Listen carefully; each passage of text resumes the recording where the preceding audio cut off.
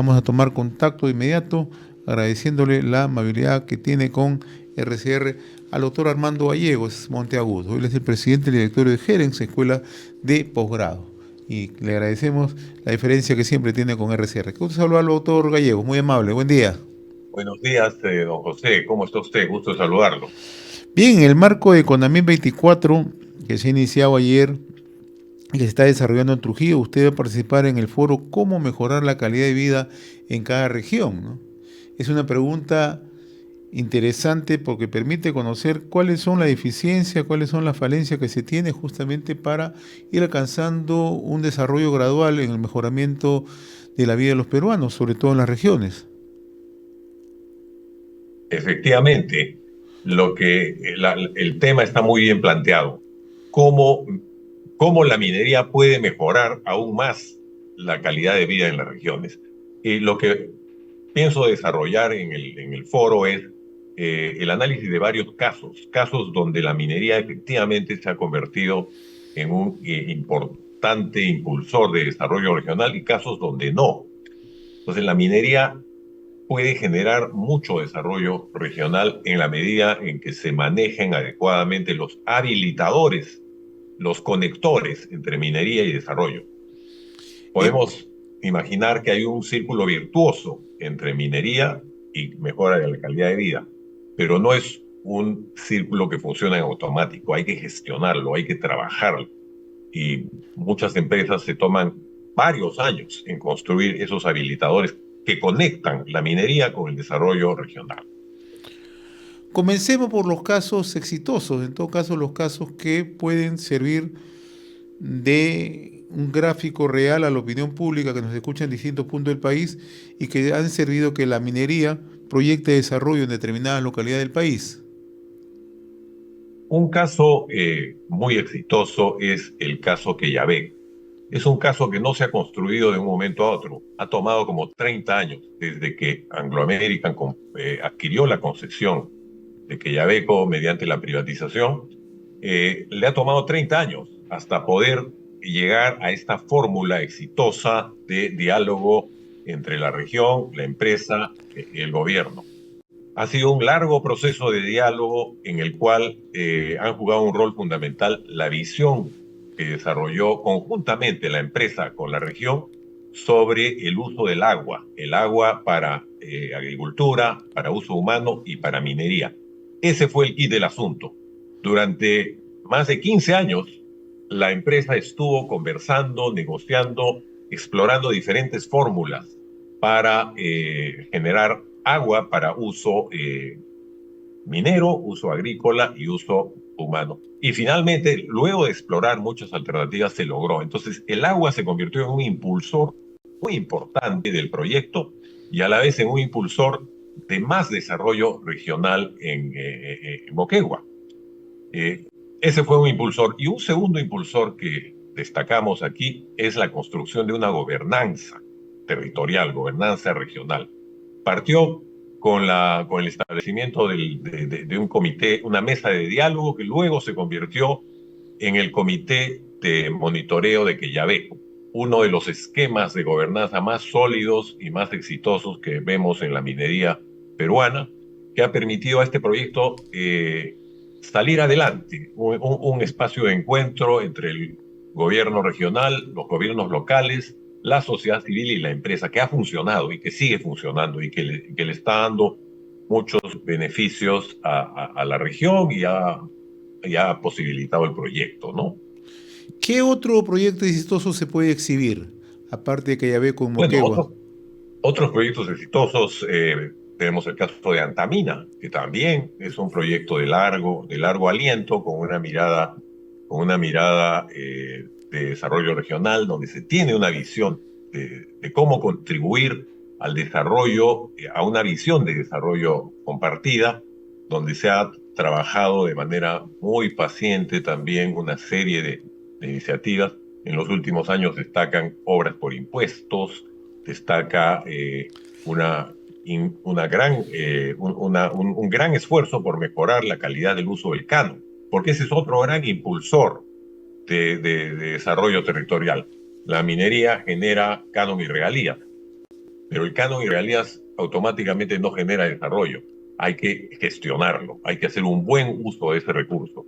Y para esto hay que trabajar en mejorar las competencias, las habilidades, la institucionalidad del gobierno regional, del gobierno local, y hay que usar otras herramientas como, por ejemplo, obras por impuestos o alianzas entre diferentes actores en la región para que esto se traduzca, que los beneficios potenciales de la minería se traduzcan en mejoras en la calidad de vida de la población, mejoras en el índice de desarrollo humano, mejoras en los ingresos, cierre de brecha.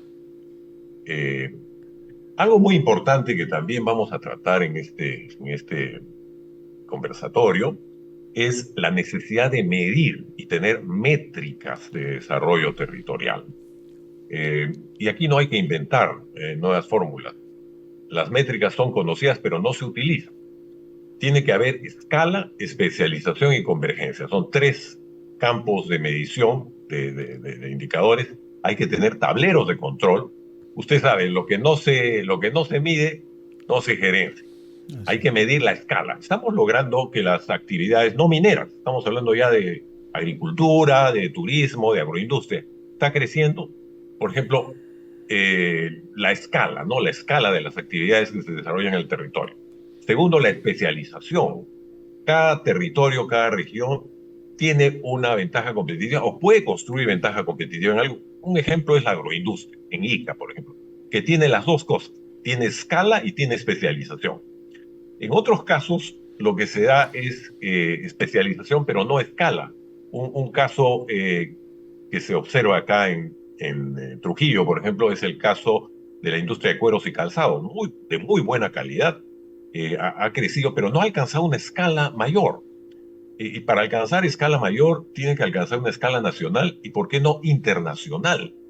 Esa es la escala en la cual se pueden lograr verdaderos resultados eh, de alto impacto para una región.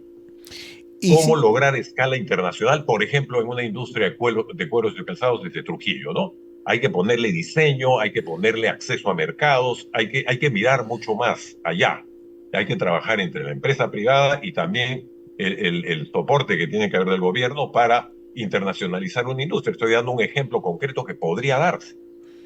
Otro caso donde se puede alcanzar escala y especialización, por ejemplo, es con la lana de alpaca, que ya se está dando, ya se observa esto, ¿no? Que la lana de alpaca ha alcanzado escala, podría alcanzar aún mayor escala, y se está internacionalizando, está llegando a mercados muy exigentes en calidad y por lo tanto que pagan buenos precios a ciertos nichos de mercado.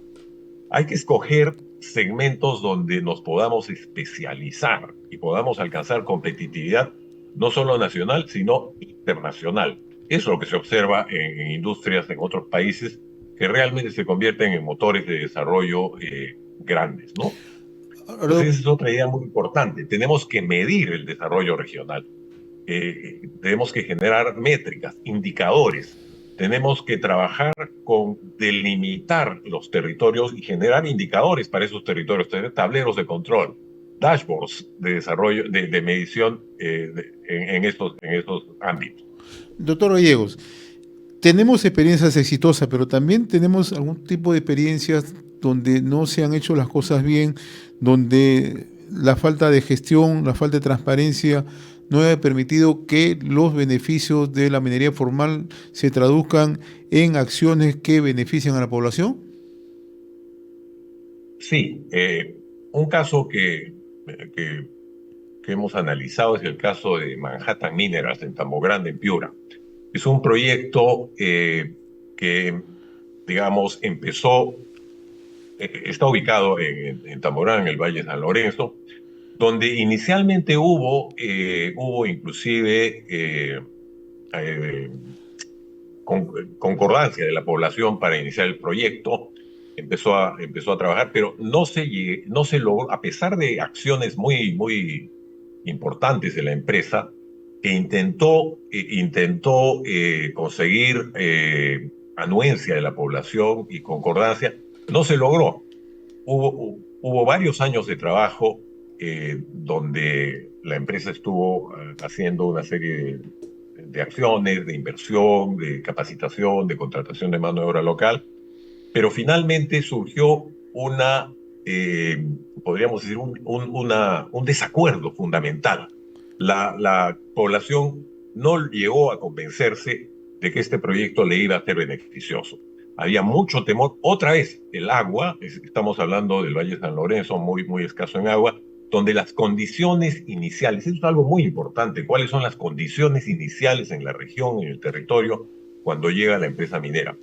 En el Valle de San Lorenzo, inicialmente se desarrolló durante muchos años una irrigación con un proyecto del Banco Mundial y se convirtió en un valle agrícola, muy, muy rico. Esto generó migración.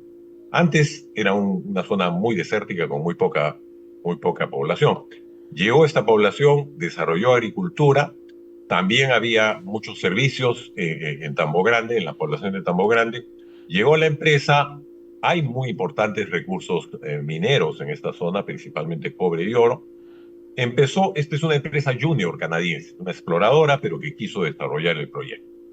Empezó el proyecto, hubo inicialmente concordancia, el alcalde ayudó, empezaron a contratar gente, pero empezó a crecer la desconfianza por el tema del agua. Como es una zona desértica, no se llegó nunca a clarificar entre la población y la empresa encontrar si iba a ser viable técnicamente el proyecto. No se llegó a siquiera a aprobar el primer estudio de impacto ambiental.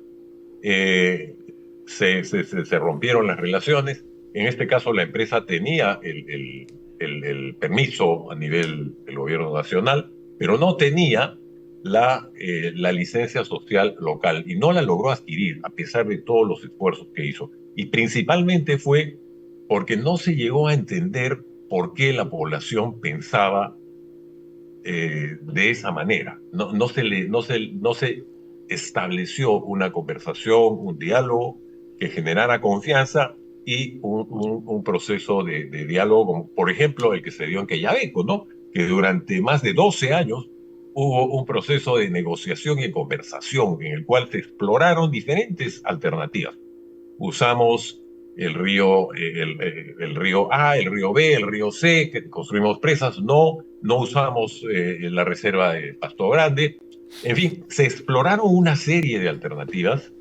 En el caso de Quellaveco hubo 4 modificaciones del estudio de impacto ambiental hasta que finalmente hubo, digamos, un volán. Y todas las comunidades de la región lo aceptaron con una solución técnica más compleja, pero que dejó satisfechos a todos. En el caso de Tambo Grande no se llegó a alcanzar eso. Quizás no hubo tiempo, quizás no hubo las condiciones necesarias, pero no se logró el caso, ¿no? Y ahora nos Hay encontramos. otros casos también donde los retos son mucho mayores. Hay minería que no está siendo desarrollada ambientalmente. Estoy pensando, pues, por ejemplo, en Madre de Dios, ¿no? Donde el tipo de minería que se hace no es absolutamente aceptable desde el punto de vista ambiental y social. Ahora, en el caso de Tambo Grande, que es muy interesante que usted lo plantea, doctor Armando Gallegos, aquellos sectores que se opusieron a la inversión minera formal, hoy guardan silencio cuando hay minería ilegal, que no respeta ningún tipo de estándar. Entonces, esa contradicción también nos encontramos en estos proyectos, ¿no? Efectivamente, en algunos casos, al no desarrollarse la minería formal con todas las normas establecidas, empieza a emerger minería ilegal que daña el medio ambiente, daña las condiciones sociales de la población, ¿no? Efectivamente. Ahora, el otro aspecto que también muchas veces se critica, muchas veces se, se pone sobre la mesa, es que no se traduce los efectos que tiene la minería formal en el tema de tributación, en el tema de aporte de canon, ¿no? El último domingo el Diario Comercio sacaba un documento bastante interesante donde da a conocer que entre el año 2013 y el 2023 las regiones y los municipios dejaron de gastar más de 56.000 millones de soles de recursos provenientes del canon. Un tema bastante delicado. Y esto, como usted lo dice, es por un tema de gestión. Entonces, ¿Qué hacer? ¿Qué hacemos como para que ese dinero se traduzca en acciones efectivas, en proyectos de infraestructura, de desarrollo de capacidades, etcétera, etcétera, en favor de la población que tanto lo requiere? Justamente es lo que les decía. La minería puede generar mucho bienestar en las regiones, pero no es un proceso automático. Hay que construir habilitadores. Y un gran habilitador faltante en muchas regiones o que requiere refuerzo es la gestión del cano. El, el, el, la cifra que usted menciona es muy pertinente al respecto. Es, no tenemos las capacidades de gestión adecuadas. No se trata solo de gastar, sino se trata de gastar bien, gastar en prioridades altas para el desarrollo de la región. ¿Qué requiere esto? Requiere un, eh, una mayor, un mayor desarrollo de capacidades de los gobiernos locales, de los gobiernos regionales, de la población, de la sociedad civil. Hay que generar una visión de desarrollo compartido en ese territorio y asegurarnos de que ese canon se invierta en los temas priorizados para lograr ese desarrollo. Obviamente, las primeras prioridades son cierre de brechas de salud, cierre de brechas de educación, de vialidad. Entonces, no es complejo lo que hay que hacer. Hay que definir claramente, priorizar proyectos y empezar a trabajar ordenadamente, honradamente y técnicamente en esa ejecución. Ahí entra con mucha prioridad la posibilidad de hacer obras por impuestos. Entra también la necesidad de trabajar arduamente para mejorar las capacidades del Estado a nivel local, regional y nacional, porque muchas veces solo miramos las debilidades de las municipalidades o de los gobiernos regionales, pero las debilidades son muy grandes también a nivel de gobierno nacional. Necesitamos mejor Estado, un Estado que tenga una continuidad, una visión de largo plazo y que trabaje con altos estándares de calidad técnica, sirviendo al bien común que es su razón de ser. Doctor Armando Gallegos Monteagudo, presidente y director de Gerencia Escuela de Posgrado, yo le agradezco la amabilidad, sé que usted va a participar en unos momentos más en Conamil 24 con este tema de mucho interés, cómo mejorar la calidad de vida en cada región. Le agradezco la gentileza que siempre tiene con RCR, Red de Comunicación Regional. Ha sido un gusto, muy amable. Un gusto, don José. Hasta cualquier momento. Hasta cualquier Buenos momento. días.